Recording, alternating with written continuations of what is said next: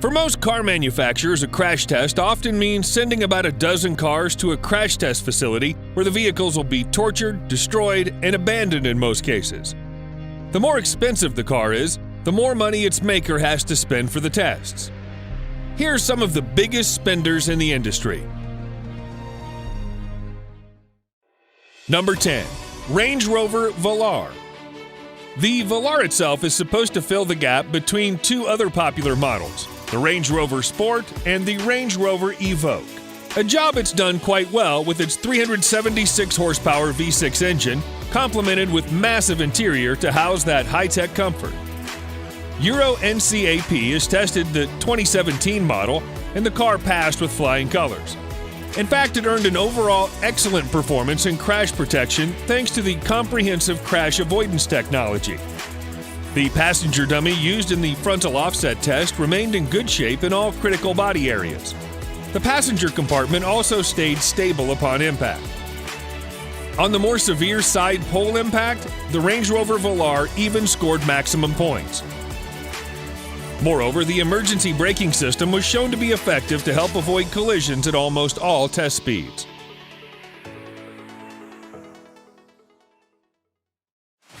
Number 9. Audi Q8. The Audi Q8 shares almost its entire structure with the Q7 and has the same safety equipment as well. Key safety features include standard forward collision warning, automated emergency braking, and blind spot monitoring, among others. The lack of changes in the safety equipment department is apparently a good thing for the car. The NHTSA gave the 2021 Audi Q8 5-star crash test rating. It earned a perfect score in the side crash test and all its subcategories, and near perfect in frontal offset as well as rollover. The IIHS even named it a top safety pick, which means it has a good safety rating for driver and passengers, roof strength, front crash prevention system for both vehicle-to-vehicle and vehicle-to-pedestrian assessment. Number 8. Tesla Model S. The 2014 Tesla Model S safety rating is perfect. Independent testing by the NHTSA for the model year resulted in maximum points in all categories and subcategories without exception. It is 5 out of 5-star rating for every test conducted. The biggest advantage the Model S had for the test was the absence of a large fuel-powered engine block, giving it a longer crumple zone to absorb impact. On the side pole test, Model S did remarkably well thanks to the deep aluminum extrusions in the car's side rail to distribute force of impact to the entire car body, minimizing effect before the pole hit an occupant. The car had only a 5.7% rollover risk. Number 7. Porsche Taycan. Porsche's first electric car is a sleek sports sedan that fully lives up to the brand's high-performance reputation. Although the Euro NCAP gave the Porsche Taycan an overall 5 out of 5-star rating, which is the highest possible score, the car only scored marginal in rear-end collision, in which protection against whiplash injuries on the head restraints and front seats still had room for improvement. The same thing applied to the rear seats. Another problem was also discovered during frontal offset tests, more specifically risk of injuries to child occupants. Protection for critical body areas was good except in the neck, which in a real-world situation could likely be fatal. On the other hand, for side barrier test, Porsche Taycan earned maximum points. Passenger detection system added with autonomous emergency braking worked flawlessly to avoid collision with pedestrian, cyclist, and other vehicles as well. Number 6. Mercedes-Benz G-Class. The 2020 G-Class has not been crash tested by the NHTSA or the Insurance Institute for Highway Safety. In Europe, the 2019 model has been reviewed by the Euro NCAP, and it came out earning a perfect score of 5 stars. In both side pole impact and side barrier tests, the G-Class proved to be a safe vehicle as all critical body areas of the occupant were well protected. For that, it earned maximum points.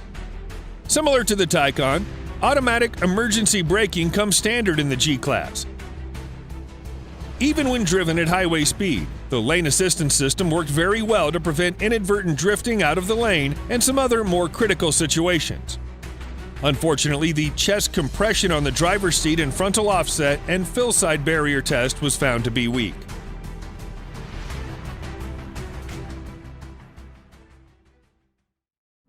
Number 5. Mercedes-Benz SLS AMG. Even by today's standard, the SLS AMG is an incredible machine built for speed thanks to its 6.2-liter V8 that generates 583 horsepower. Just like many other supercars, neither the NHTSA nor IHS has crash tested it. Even the Euro NCAP has no safety rating for it. That said, online videos of a crash test show that the sleek long hood does a remarkable job in absorbing the impact of a frontal crash to the point where the windshield remains intact following a direct hit. An inverted SLS AMG has been tested too to see if its gull wing survived a rollover, and it did. In fact, the doors automatically popped open in the event of a rollover to let passengers escape easily.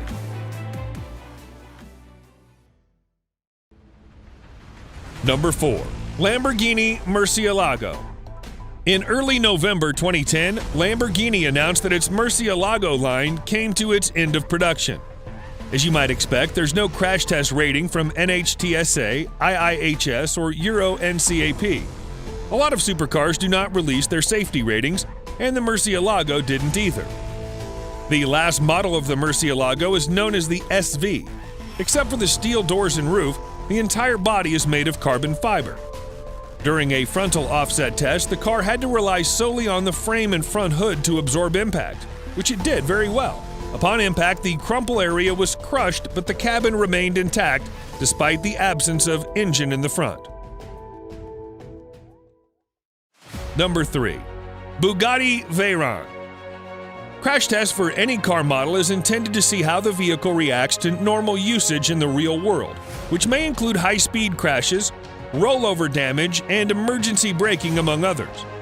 To get accurate data, multiple crashes are necessary. Bugatti Veyron has not been tested by NHTSA or IIHS in the United States and Euro NCAP in Europe, for the obvious reason: it's too much money to burn. Instead of crashing dozens of $2 million cars, Bugatti used only one vehicle for every test, which the company then repairs to perfection for more tests year after year. That way, the company doesn't have to keep on crashing its pricey cars. Also, Bugatti uses its own crash simulation software to depict real-world collision and generate data from it. Digital tests cost thousands of dollars, but still it's more affordable than destroying a Veyron. Number 2. Koenigsegg Regera. If an automaker is indeed willing to undergo crash tests, it'd take about a dozen cars or so to generate enough data for comprehensive ratings. In other words, a dozen cars will be sent for destruction.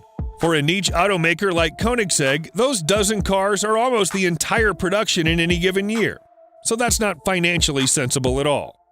Koenigsegg actually uses only one car for every test and repairs it each time. Most damages are on the exterior panels, which are relatively inexpensive compared to its chassis and other components. Koenigsegg only needs to make sure that the chassis survives every test.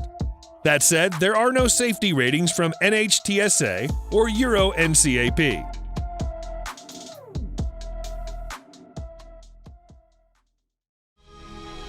Number 1. Pagani Huayra. Not only is Pagani Huayra mesmerizing to look at, but also mind-boggling with a V12 that generates 791 horsepower. This car's not been crash tested by IIHS, NHTSA, or Euro NCAP, but then again, Pagani is not required to undergo the test anyway. Pagani actually crashed its Huayra prototype in a real-world test drive, albeit unintentionally, near Affalterbach in Germany. The company claimed that the central monocoque of the Huayra performed extremely well, that the driver and passenger were left uninjured in the incident. In a crash test video clip that circulates online, Pagani Huayra's structure is shown to withstand a frontal impact at a strength that would otherwise shatter a standard carbon fiber part.